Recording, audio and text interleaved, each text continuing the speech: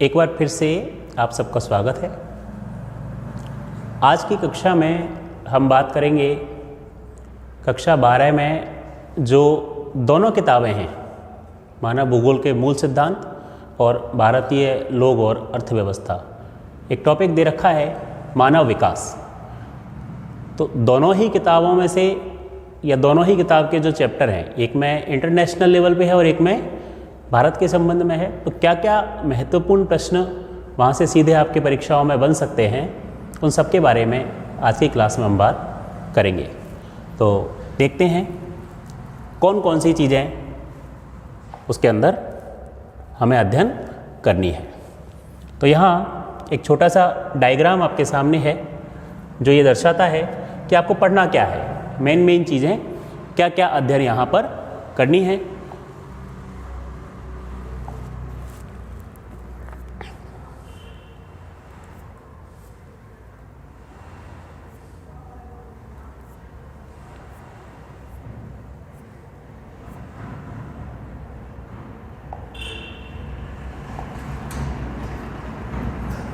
जैसे कि आप यहाँ देख पा रहे हैं,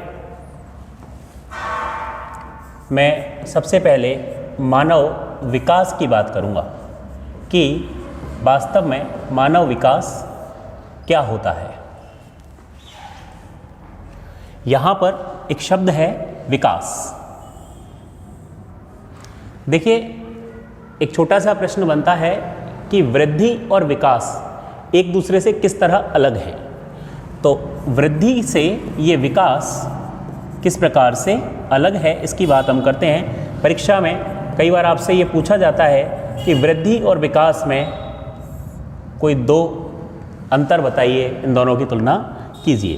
तो यहाँ हम दो बिंदु प्रमुख रूप से याद रखें कि जो वृद्धि होती है वो एक तो हमेशा मात्रात्मक होती है, वृद्धि मात्रात्मक होती है, जबकि जो विकास है वो हमेशा गुणात्मक होता है। विकास कैसा होता है? गुणात्मक। और वृद्धि कैसी होती है?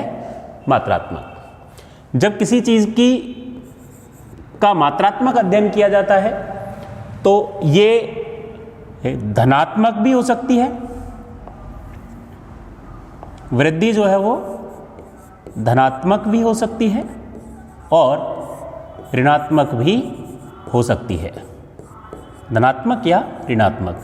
जबकि विकास के संबंध में बात है कि विकास हमेशा धनात्मक होगा, विकास हमेशा धनात्मक होगा। वृद्धि को मापना, इसका जो मापन है वो आसान है, सरल है, जबकि विकास को साधारण विधियों से नहीं मापा जा सकता, साधारण विधियों से नहीं मापा जा सकता, नहीं माप सकते। मतलब विकास को मापना एक कैसी विधि है, तो हम कहें कि एक जटिल काम है। विकास को मापना एक जटिल कार्य है। तो आपकी परीक्षा के दृष्टिकोण से कम दो बिंदु आप याद रखें। एक तो वृद्धि मात्रात्मक होती है और विकास होता है गुणात्मक। वृद्धि धनात्मक भी हो सकती है, ऋणात्मक भी हो सकती है, जबकि विकास केवल धनात्मक होगा। और वृद्धि को मापना जो है वो आसान कार्य है, गणितीय विधियों से आसानी से मापा जा सकता है, जबकि विकास को मापना एक जटिल कार्य है जिसे आसानी से और एग्जैक्ट मापा नहीं जा सकता। हम हमारे शरीर के संबंध में बात करें वृद्धि और विकास के परिप्रेक्ष्य में, तो जैसे हमारे शरीर का बढ़ना, हाथों का, पैरों का, उंगलियों का, बालों का, ये तो क्या है? वृद्धि है। जबकि शरीर में मजबूती जो है वो किसका प्रतीक है? विकास का। तो वृद्धि मात्रात्मक होती है जिसको मापा जा सकता है, जबकि विकास जो है उसको मापना आसान काम नहीं है, क्योंकि विकास एक कैसी चीज़ है? गुणात्मक चीज़ है, गुणात्मक तथ्य है। आगे बात करते हैं हम कि मानव विकास क्या होता है। अब विकास के संबंध में जैसे सुदृढ़ता है, विकास को हम किस चीज़ से लें? सुदृढ़ता से। तो मानव विकास के लिए आप एक परिभाषा याद रखेंगे। कई बार पेपर में सीधा पूछा जाता है कि मानव विकास से क्या आशय है। तो देखिए, मानव विकास क्या है? लोगों के या जो देश की जनता है उसके जीवन स्तर में, लोगों के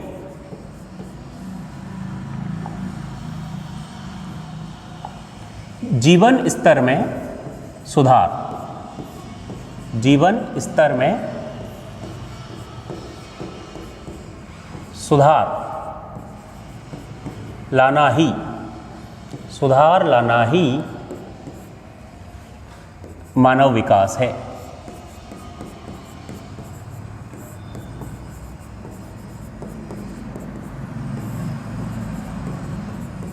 अच्छा, लोगों के जीवन स्तर में सुधार लाना ही मानव विकास है, मतलब लोगों के जीवन स्तर को ऊंचा उठाना। उसके लिए क्या किया जाना चाहिए? तो विकल्पों में वृद्धि, लोगों के पास में बहुत सारे ऑप्शन होने चाहिए। विकल्पों में वृद्धि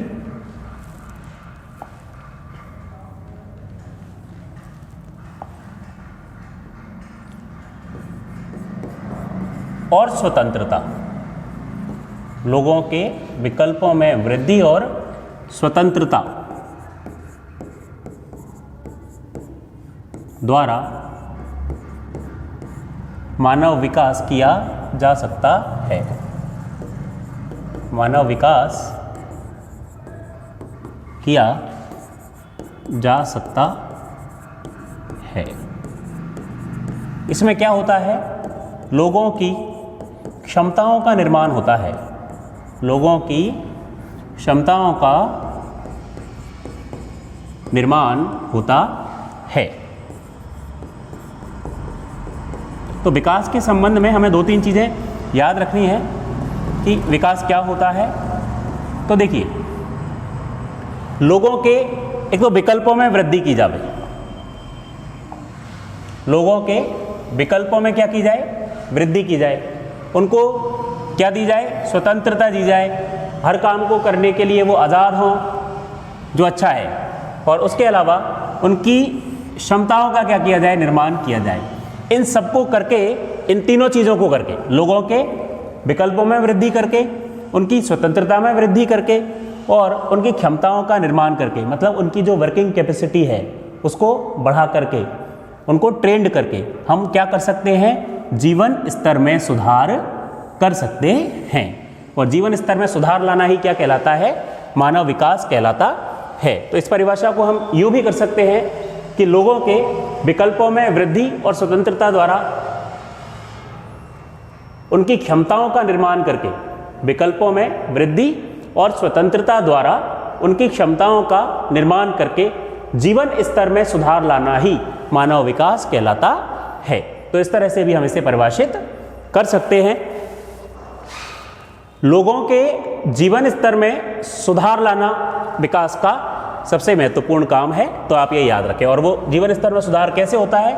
विकल्पों में वृद्धि की जाए, उसके बाद उनको स्वतंत्रता दी जाए विकल्पों को उपयोग करने की, और इससे क्या होगा? उनकी क्षमताओं का निर्माण होगा। तीसरी चीज़ क्षमता हो गई, और उससे क्या हो जाएगा? उनका जीवन स्तर उच्च होकर के विकास हो जाएगा, मानव विकास हो जाएगा। एक बार पुनः मानव विकास को हम कैसे परिभाषित करेंगे? सामान्य रूप से लोगों के विकल्पों में वृद्धि करके और उन्हें स्वतंत्रता प्रदान करके उनकी क्षमताओं का निर्माण करना, जिससे कि उनके जीवन स्तर में क्या हो? सुधार हो।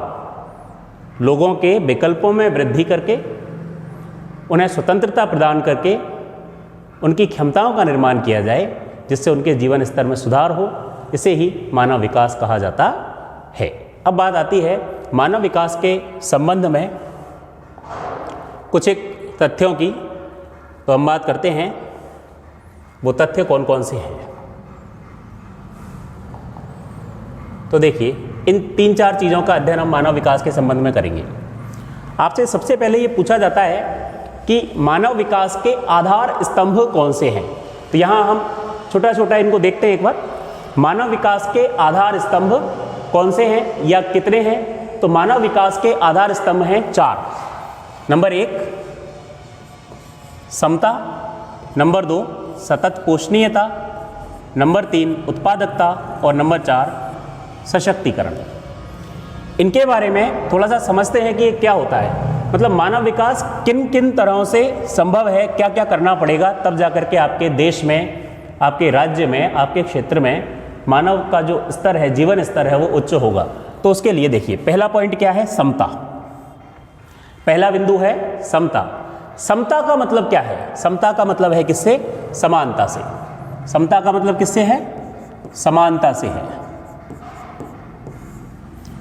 तो लोगों को अपना विकास करने के लिए समान अवसर प्राप्त होने चाहिए। इसे ध्यान से सुने, लोगों को अपने विकास के समान अवसर प्राप्त होने चाहिए। यही क्या है? समानता है। लोगों के बीच में किसी तरह का भेदभाव नहीं हो। अब भेदभाव किस आधार पर हो सकता है? लिंग के आधार पर, जाति के आधार पर, भाषा के आधार पर, धर्म के आधार पर, क्षेत्र के आधार पर। तो समता की जो विचारधारा है वो कहती है, समता क्या कहता है? समता के अंदर क्या ऐड करेंगे हम कि लोगों में, देश के लोगों में किसी भी आधार पर भेदभाव नहीं किया जाना चाहिए। ये सबसे महत्वपूर्ण बात समता के अंदर आएगी। दूसरी बात सतत पोषणीयता। हम याद रखें समता में क्या रहेगा कि सभी लोगों को समान अवसर प्राप्त हो, किसी आधार पर उनमें भेदभाव नहीं हो। दूसरी बात सतत पोषणीयता की करते हैं। सतत पोषणीयता क्या होती है? सतत मतलब लगातार, और पोषण मतलब आपकी जो आवश्यकताएं हैं वो पूरी होती रहें। वो क्या होगा? सतत पोषण होगा। आप जो संसाधन उपलब्ध हैं उन संसाधनों का उतना ही उपयोग करें जितना कि आपको आवश्यकता है। कोई संसाधन जो इस तरह के हैं जिनका नवीनीकरण नहीं हो सकता, जिनको अधिक उपयोग में लेने से वो आने वाली पीढ़ियों के लिए नहीं बचेंगे, मतलब वो नष्ट हो जाएंगे, तो ऐसे संसाधनों का क्या करें? विवेकपूर्ण उपयोग करें, तभी उसको मानव विकास कहेंगे। अगर हम लगातार ऐसी चीज़ों का विनाश करते रहें और कहें कि अपना विकास हो गया है, लेकिन आने वाली पीढ़ियों की जो आवश्यकता है वो तो पूरा होंगी ही नहीं, तो उसे पूर्ण मानव विकास नहीं कहा जाएगा। सतत पोषणीयता का आशय है कि मनुष्य द्वारा ऐसे कार्य किए जाएं कि सतत पोषणीयता बनी रहे, अर्थात संसाधनों का विवेकपूर्ण तरीके से, सबसे अच्छा विवेकपूर्ण तरीके से बहुत अच्छा उपयोग या सर्वोत्तम उपयोग जो हो सकता है वो किया जाए, जिससे कि आने वाली पीढ़ियों की आवश्यकताएं भी पूरी हों, आने वाली पीढ़ियों को भी वो संसाधन प्राप्त हो सकें। तीसरा बिंदु है उत्पादकता। यहां उत्पादकता से मतलब क्या है? तो एक शब्द काम में लेते हैं यहां, श्रम की उत्पादकता। क्या? श्रम की उत्पादकता। यहां उत्पादकता का मतलब होता है किससे? मानव की श्रम उत्पादकता से। एक व्यक्ति 8 घंटे काम करके 100 रुपये प्राप्त करता है। यदि उस व्यक्ति की उत्पादकता में वृद्धि की जाए, उसकी क्षमताओं का निर्माण किया जाए, तो वही व्यक्ति 100 की जगह 150, 200, 300 रुपये कमाने लगेगा। तो इसको क्या कहा जाएगा? मानव विकास। तो उत्पादकता में वृद्धि कैसे होती है? मानव की क्षमताओं का निर्माण करने से होती है। किससे होती है उत्पादकता में वृद्धि?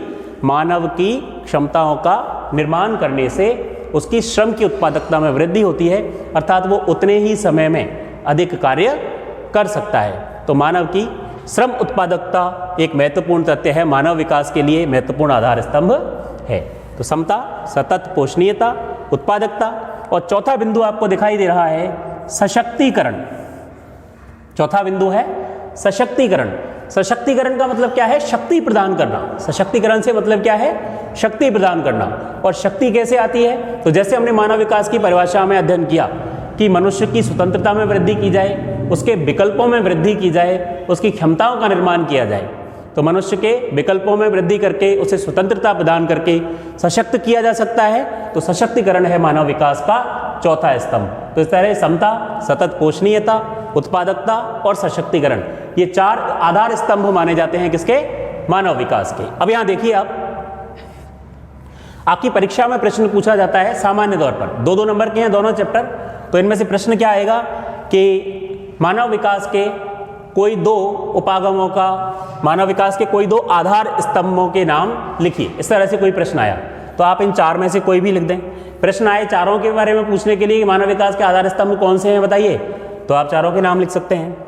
इसके अलावा प्रश्न आए, मान लीजिए कि समता से क्या आशय है, सतत पोषणीयता से क्या आशय है, उत्पादकता से क्या आशय है, या सशक्तिकरण से क्या आशय है, तो इन चारों के बारे में अलग अलग आप बता सकते हैं। समता का मतलब समानता से है, किसी भी आधार पर भेदभाव नहीं होना चाहिए। सतत पोषणीयता का मतलब क्या है कि इस तरह से संसाधनों का उपयोग किया जाए कि आने वाली पीढ़ियों के लिए भी वो बने रहें। उत्पादकता का मतलब मानव की श्रम उत्पादकता से है, तो मानव की जो श्रम उत्पादकता है उसको लगातार बढ़ाते रहना चाहिए, लगातार बढ़ाना चाहिए, मानव की क्षमताओं का निर्माण करना चाहिए। और चौथा है सशक्तिकरण।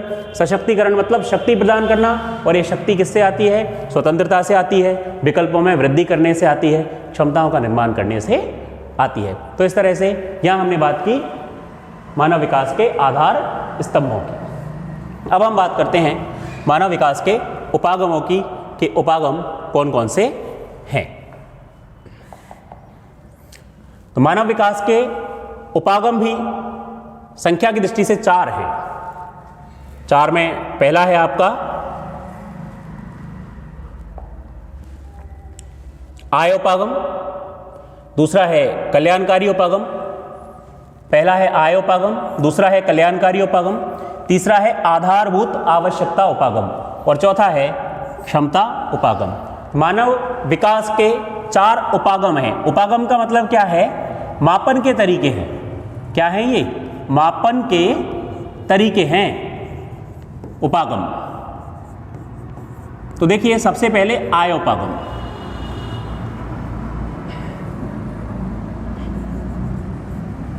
सबसे पहले है आय उपागम। क्या होता है? तो मानव विकास के मापन का सबसे पुराना तरीका है, सबसे प्राचीन तरीका है आय उपागम। आय उपागम क्या करता है कि मानव की आय जितनी ज्यादा होगी, जिस व्यक्ति की आय जितनी ज्यादा होगी उसको उतना ही विकसित माना जाएगा। तो ये जो आय उपागम है ये किस पर बल देता है? प्रति व्यक्ति आय पर बल देता है, मनुष्य की इनकम पर बल देता है। इस उपागम के अनुसार अधिक आय प्राप्त करने वाला व्यक्ति विकसित होगा। तो चूंकि इसके अंदर मनुष्य के जीवन के सारे पक्ष शामिल नहीं है, केवल एक ही पक्ष शामिल है, आय मतलब आर्थिक स्थिति, तो इसलिए इस उपागम को पूर्ण नहीं माना जाता। लेकिन सबसे प्राचीन उपागम यही है। कौन सा उपागम? आय उपागम। तो इस तरह से आप आय का उपागम को याद रखेंगे। दूसरा है कल्याणकारी उपागम। कल्याण उपागम, देखिए ये क्या होता है। एक एक सेंटेंस को ध्यान से सुने, क्योंकि वही इनके बारे में वर्णन है। आप उसको समझ जाएंगे, अपने शब्दों में बहुत अच्छे से आप उसको लिख पाएंगे, ऐसा मेरा विश्वास है।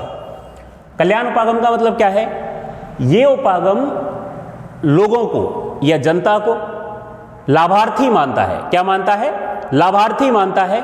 ये कहता है कि मानव विकास के लिए लोग कुछ नहीं करेंगे, सरकार करेगी। तो मनुष्य को या जनता को तो ये क्या मानता है? लाभार्थी मानता है, और कहता है कि किसी देश की सरकार या सत्ता लोगों के कल्याण के लिए, जन कल्याण के लिए जितना अधिक व्यय करती है वो उतने ही विकसित होते हैं, वहां का मानव विकास उतना ही उच्च होता है। इसके अंदर क्या शामिल किया गया, किस तरह से मापा जाएगा कि लोक कल्याण के लिए सरकार द्वारा क्या व्यय किया जाता है।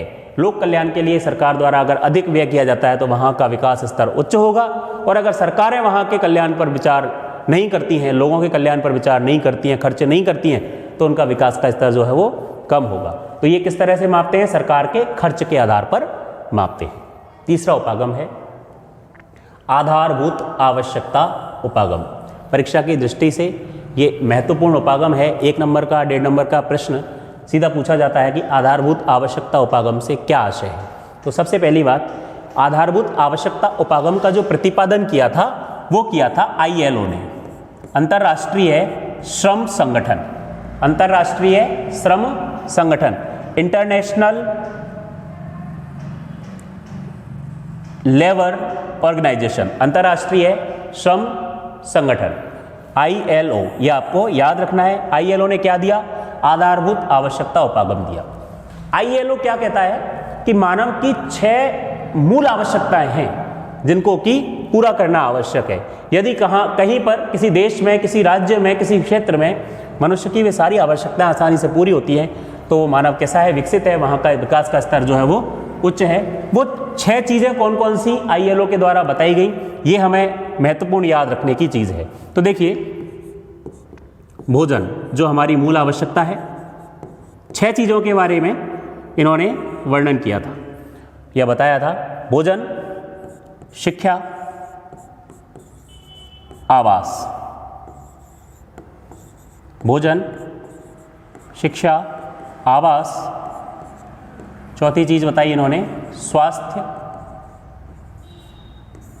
5वीं चीज़ बताई इन्होंने स्वच्छता, सफाई, स्वच्छता। और 6वीं चीज़ बताई उन्होंने जलापूर्ति। मनुष्य के लिए ये 6 चीज़ें आवश्यक बताई गई। किसके द्वारा? अंतर्राष्ट्रीय श्रम संगठन के द्वारा, ILO के द्वारा, कि यदि कहीं पर मनुष्य की ये 6 चीज़ें पूरी होती हैं तो मानव का विकास का स्तर जो है वो उच्च होता है। तो इस तरह से ये रहा आधारभूत आवश्यकता उपागम। और अगला है क्षमता उपागम। तो ये क्षमता उपागम कहाँ से आया, इसके बारे में एक महत्वपूर्ण तथ्य है, आप याद भी रखेंगे कि मानव विकास में क्षमता उपागम किसने दिया। तो मानव विकास में क्षमता उपागम का प्रतिपादन भारत के ही एक अर्थशास्त्री थे जिनका नाम था प्रोफेसर अमर्त्य सेन। अमर्त्य सेन। तो अमर्त्य सेन ने ये क्षमता उपागम दिया था। इसका संबंध भी उसी से है जो हमने मानव विकास की परिभाषा में बात की। मानव की क्षमताओं का निर्माण किया जाए। मानव की क्षमताएं जितनी ज़्यादा होंगी वहाँ के लोगों के पास में विकल्प, स्वतंत्रता और समानता। विकल्प, स्वतंत्रता और समानता किसी देश के नागरिकों के पास जितनी ज़्यादा होगी उनकी क्षमताएं उतनी ही उच्च होंगी और क्षमताओं के हिसाब से ही क्या होगा, मानव विकास होगा। यदि क्षमताएं अच्छी हैं, सशक्त हैं लोगों के पास में बहुत सारे विकल्प हैं, उन विकल्पों को चुनने की स्वतंत्रता है, किसी प्रकार का भेदभाव नहीं है, मतलब क्या है, समानता है, तो वहाँ के लोगों की क्षमताएं जो हैं वो अच्छी होंगी, उच्च होंगी और वहाँ का विकास का स्तर भी उतना ही उच्च होगा। तो इस तरह से यहाँ मानव विकास के जो आपका चैप्टर है उसके संबंध में हमने 2 पक्ष पढ़े, एक तो स्तंभ और दूसरे उपागम। आगे के जो 2 पक्ष और देख रहे हैं हम अभी कि मानव विकास के घटक कौन से हैं, सूचकांक के आधार पर देशों की क्या स्थिति है, इसके बारे में हम आगे की क्लास में बात करेंगे। यहाँ पर उपागम से भी वही प्रश्न पूछा जाता है जो स्तंभ से पूछा जा सकता है। पहली बात तो ये कि उपागम कौन कौन से हैं, तो चारों के नाम याद होने चाहिए। उसके बाद में ये पूछा जाए आय उपागम क्या है, या कल्याणकारी उपागम, आधारभूत आवश्यकता उपागम या क्षमता उपागम क्या है, तो इनके बारे में डिटेल थोड़ी थोड़ी याद होनी चाहिए। 1.5 नंबर का प्रश्न मैक्सिमम इससे बनता है, तो उसके हिसाब से आप 3-4 लाइन अच्छी लिखें, अच्छे से याद करके लिखें, समझ करके लिखें। आय उपागम का मतलब क्या है कि कोई देश के लोग, किसी राष्ट्र के लोग जितनी आय प्राप्त करते हैं उस देश का विकास का स्तर जो है वो उतना ही उच्च होता है। ये मानव विकास को मापने का सबसे प्राचीन उपागम है। दूसरा कल्याणकारी उपागम है जो मानव को क्या मानता है, लोगों को क्या मानता है, लाभार्थी मानता है और वहाँ की सरकार जन कल्याण पर, लोक कल्याण पर कितना व्यय करती है उसके हिसाब से मानव विकास का स्तर उतना ही उच्च होता है। तो यहाँ विकास की जिम्मेदारी पूरी तरह से सरकार की होती है, जनता की नहीं होती, कल्याणकारी उपागम के तहत। तीसरा होता है आधारभूत आवश्यकता उपागम। आपको याद रहना चाहिए अंतर्राष्ट्रीय श्रम संगठन के द्वारा इसका प्रतिपादन किया गया। इन्होंने 6 आधारभूत आवश्यकताएं बताई जिनमें भोजन, आवास, शिक्षा, स्वास्थ्य, स्वच्छता और जलापूर्ति, ये 6 चीज़ें मानी गई। और अगला है क्षमता उपागम। तो क्षमता उपागम का प्रतिपादन भारतीय अर्थशास्त्री प्रोफेसर अमर्त्य सेन के द्वारा किया गया। इन्होंने बताया कि जब लोगों के विकल्पों में वृद्धि हो, लोगों के पास खूब सारे विकल्प हों, उन विकल्पों को चुनने की आज़ादी हो, स्वतंत्रता हो और उसमें किसी प्रकार का भेदभाव नहीं किया जाए, तो वहाँ मानव की क्षमताओं का निर्माण होता है। जितनी ज़्यादा क्षमता मानव की होती हैं वहाँ का विकास का स्तर उतना ही अच्छा होता है। तो इस तरह से आपने आज की क्लास में एक तो पढ़े मानव विकास के आधार स्तंभ और दूसरे पढ़े मानव विकास के उपागम। मानव विकास के संबंध में और भी बहुत सारे तथ्य हैं जो हमारी परीक्षा के लिए महत्वपूर्ण है, उनकी चर्चा हम अगली क्लास में करेंगे। तब तक आप कम से कम इनको अच्छे से याद करेंगे। Thank you.